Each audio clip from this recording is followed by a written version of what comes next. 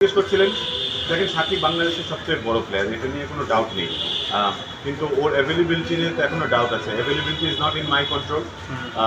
It depends যে south আফ্রিকাতে খেলতে উনি আসেন না কিনা। সাউথ আফ্রিকা থেকে যদি উনি খেলতে আসেন তাহলে উইল হ্যাভ বিগার পিকচার, যে ঠিক আছে সাউথ আফ্রিকা যদি আসতে পারে তাহলে হয়তো পরে বিপিএল খেলতেও আসবে। সো বেসিক্যালি সাকিবের জায়গাটা এখন বিয়ার একটা স্ট্যান্ড স্টিল।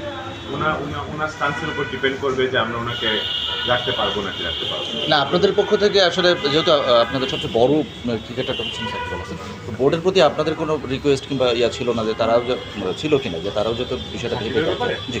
দেখেন সাকিবের ব্যাপারে আমি পার্সোনালি বলতে চাই যে আমি সাকিব আল হাসানকে একটা ক্রিকেটার চিনি। আমি এজ এ পলিটিশিয়ানও চিনি না, বা উনি ব্যক্তিগত লাইফে উনি কী করেন বা কী ব্যবসা করেন এটা আসলে অনেস্টলি আমার আইডিয়া নেই।